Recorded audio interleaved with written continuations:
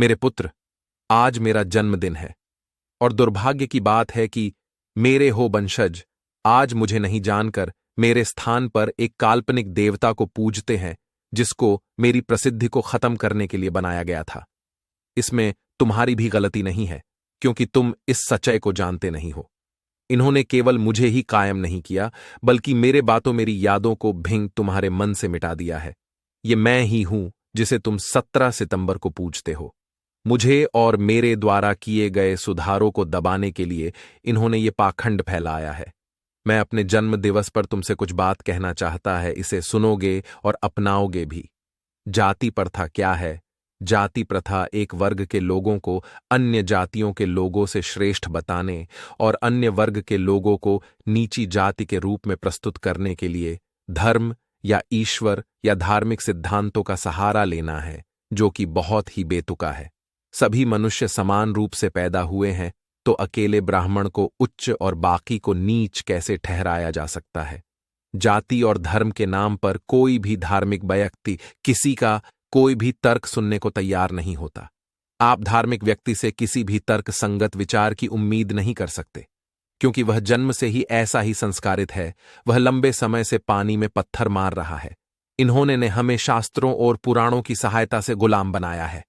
अपनी स्थिति मजबूत करने के लिए मंदिर, ईश्वर और देवी देवताओं की रचना किया, ताकि तुम्हें बेवकूफ बनाकर अपना उल्लू सीधा करते रहे और तुम इनके भ्रम में पड़कर अपना और अपनी आने वाली पीढ़ी का सत्यानाश करते रहो, गुलाम बने रहो। तुम अपनी मेहनत की गाढ़ी कमाई क्यों इन मंदिरों में क्यों लुटाते हो?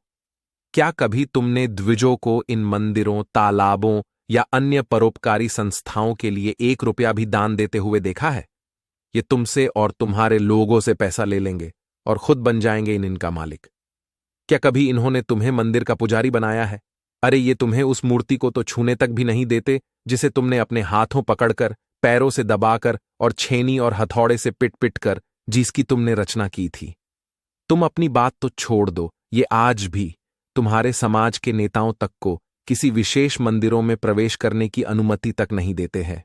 ये तुम्हारे बैठे हुए चेयर को बैठने से पहले और रहे हुए घर में प्रवेश करने से पहले दूध से धोते हैं और शुद्धि का पाठ करते हैं, तब जाकर उस पर बैठते हैं या प्रवेश करते हैं। पर वोट मांगने के समय तुम्हारी उस दरी पर भी बैठने को तैयार रहते हैं जिस पर तुम अपना पैर पूछते हो, उस पर बैठने के लिए, और तुम्हारी जूठन भी खाने को तैयार रहते हैं तथा बकायदा उसका प्रसारण भी करते हैं। ईश्वर की सत्ता स्वीकार करने में किसी बुद्धिमता की आवश्यकता नहीं होती है।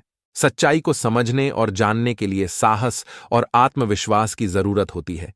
यह स्थितियां उन्हीं के लिए संभव है जिनके पास तर्क और बुद्धि की शक्ति है।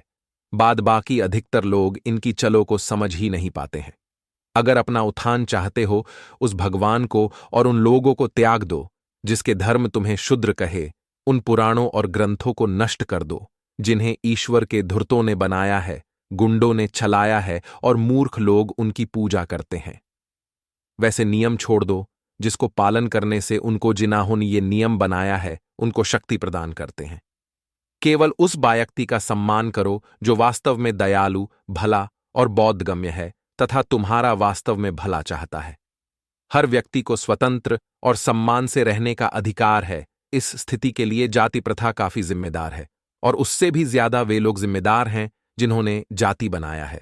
अतः तुम्हें उनका बहिष्कार करना होगा, उनके बनाए नियमों को छोड़ना होगा और उनकी लिखी किताबों को जलाना होगा, क्योंकि उनके नियम और उनकी किताबों में केवल उनका ही गुणगान लिखा है। और जब तक तुम उन्हें पढ़ोगे, उन्हीं का गुणगान तुम्हारे मन मस्तिष्क में घूमेगा, तब तक तुम उन्हें छोड़ नहीं पाओगे।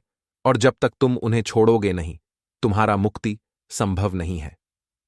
समाज सुधार का उचित कार्य द्वारा समाज से गरीबी दूर करना और यह सुनिश्चित करना है कि लोगों को अपना जीवन जीने के लिए अपने निर्णय को बेचना ना पड़े।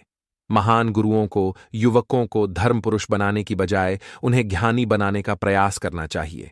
अगर किसी के पास आत्मसम्मान और वैज्ञानिक ज्ञान नहीं है, तो केवल उपाधियां प्राप्त करने या धन संचय करने का कोई फायदा नहीं है, क्योंकि ऐसा व्यक्ति अगर उनके जाल में फंस जाए तो समाज का ज्यादा नुकसान कर सकता है।